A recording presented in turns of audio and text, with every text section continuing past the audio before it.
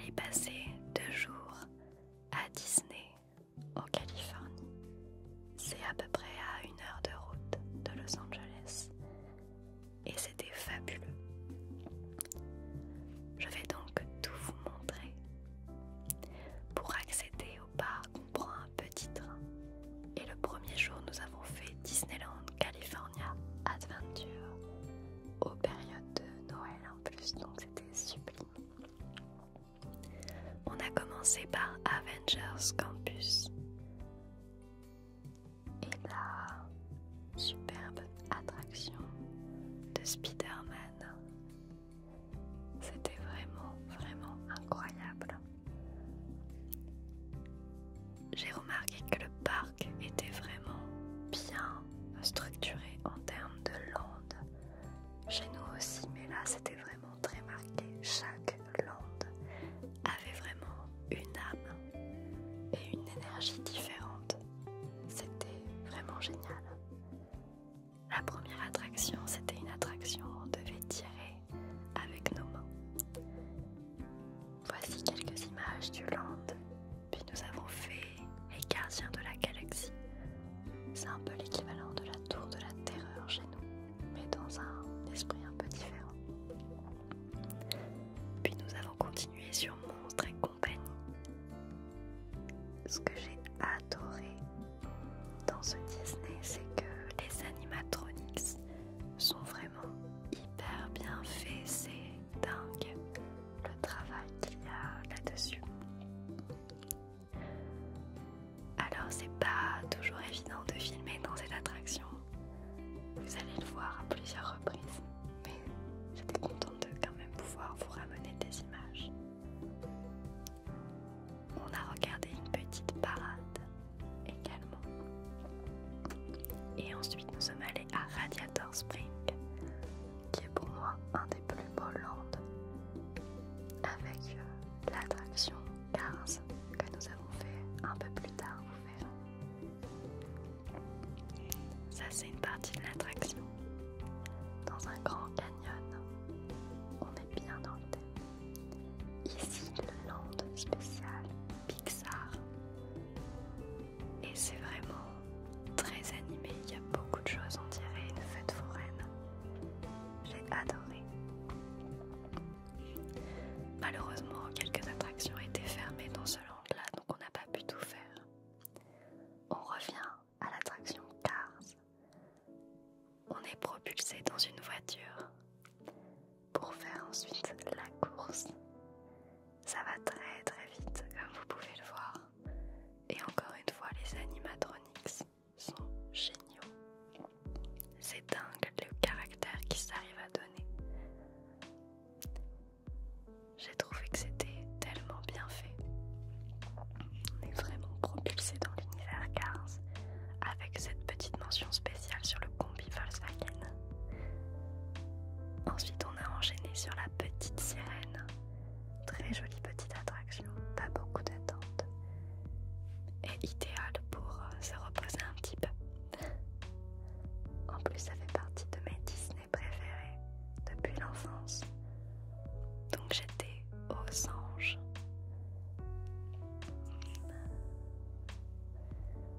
Il y avait pas mal de salles différentes et celle-ci était clairement ma préférée. La scène du baiser, j'aime trop. Il y avait également une attraction eau. On a fini vraiment bien trempé comme vous le voyez. Puis on a commencé notre soirée sur un spectacle Avengers Campus, animé par Doctor Strange. C'était un spectacle de magie et franchement c'était trop cool.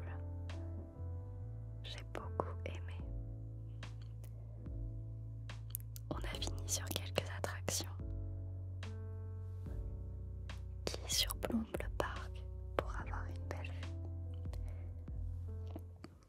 Et c'était déjà la fin de cette première journée. Le deuxième jour, je me suis réveillée pour aller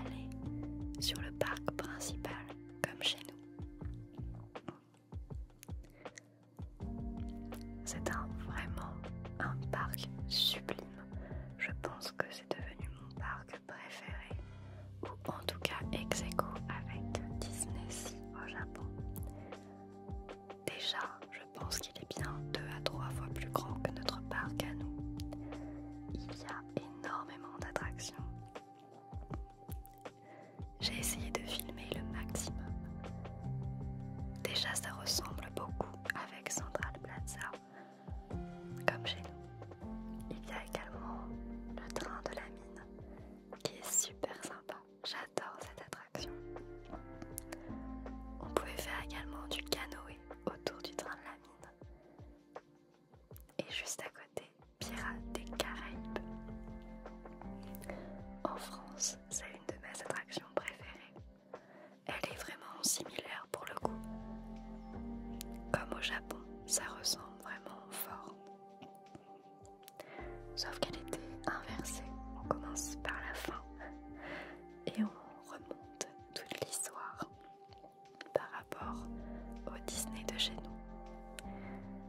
Mais j'ai trouvé ça génial de toute manière. Ça reste une de mes attractions de cœur et les animatroniques, encore une fois, sont tellement réalistes. Regardez ça. Ensuite, on a enfin découvert le land Star Wars sur la planète Tatooine, si je ne dis pas de bêtises, qui est clairement le land le plus beau que je n'ai jamais vu de ma vie. Avec le Faucon Millenium, évidemment. C'était une dinguerie absolue. Il y avait une rencontre de personnages juste dessous. Avec Chewbacca, R2D2. Ensuite, du coup, on a fait cette attraction-là. Alors, c'était vraiment pas du tout facile de filmer quand on est dans l'attraction, vous allez voir. Parce qu'en fait, l'attraction, eh bien, vous conduisez le Faucon Millenium. Et ça se fait à 6 personnes. Il y a 2 conducteurs, donc Andreas et moi, nous étions conducteurs.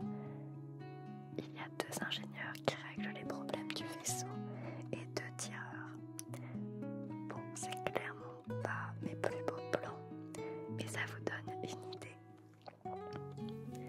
L'attraction était vraiment incroyable. On s'y croyait vraiment. C'était fou. Après ça, on a visité un peu le parc. Splash Mountain. Et on continue notre petit voyage en se dirigeant vers Phantom Manor. J'adore cette attraction également. Et c'était Phantom Manor version l'étrange Noël de Monsieur Jack. Alors je ne sais pas vous dire si ils font ça spécialement à Noël ou s'ils font également ça le reste de l'année. J'ai pas su savoir. Mais en tout cas, cette version de l'attraction était fabuleuse. Sachant que l'étrange Noël de Monsieur Jack, c'est clairement un banger pour moi depuis toute petite. C'était vraiment le film que je regardais en boucle et en boucle et en boucle, sans jamais m'arrêter. C'était vraiment très très très très très beau. Les décors étaient fous, je ne savais vraiment pas où donner de la tête. On a enchaîné sur un nouveau land, celui de Toy Story, avec des attractions similaires, comme l'attraction de Buzz qu'on a chez nous. Voilà le château, très imposant, mais très chouette. Puis nous sommes retournés dans le land Star Wars. On y a découvert de nouveaux décors. Puis nous sommes allés manger dans ce restaurant spécial Star Wars. Nous avons mangé, je crois, des pâtes à l'avocat qui étaient vraiment délicieuses pour le coup. C'était rare de manger aussi bien à Disney, donc on était contents. Puis on a enchaîné dans la boîte de nuit. Oui, il y a une boîte de nuit. C'est plutôt un bar où on peut consommer de l'alcool. Même d'ailleurs, j'étais choquée. Nous, on a pris les cocktails sans alcool. Et on a écouté un peu de musique avec ce merveilleux petit DJ. Il est trop bibou. J'ai vraiment aimé ce moment. Enfin, c'était l'heure de faire l'attraction pour laquelle nous avons fait des milliers de kilomètres. crois qu'elle s'appelle Rise of Resistance, si je dis pas de bêtises. Et c'est une attraction qui dure plus de 20 minutes, où on est plongé au cœur de la résistance dans Star Wars. Il y a vraiment plein de scènes différentes, et c'était dingue. Vous allez voir ma scène préférée. Quand on arrive dans le vaisseau ennemi, c'est à peine croyable qu'ils aient réussi à créer ce genre de choses. L'attraction elle-même a coûté plusieurs centaines de millions d'euros, donc c'est pas étonnant, mais vraiment c'est une dinguerie. Regardez ça, la sortie, la pièce est immense, vraiment c'est dingue. Puis on est divisé et on va rentrer dans divers petits vaisseaux autonomes qui se baladent dans le grand vaisseau afin de s'échapper du vaisseau ennemi. Et ça c'est vraiment un délire. J'étais pas prête. Regardez les décors. On comprend que ça a coûté vraiment très cher.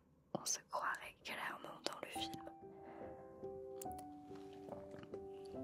Alors je crois que cette attraction est également disponible dans un autre parc. Et j'ai hâte d'aller dans l'autre parc d'ailleurs pour pouvoir la redécouvrir. Merci d'avoir regardé ce vlog. Gros bisous et à très vite.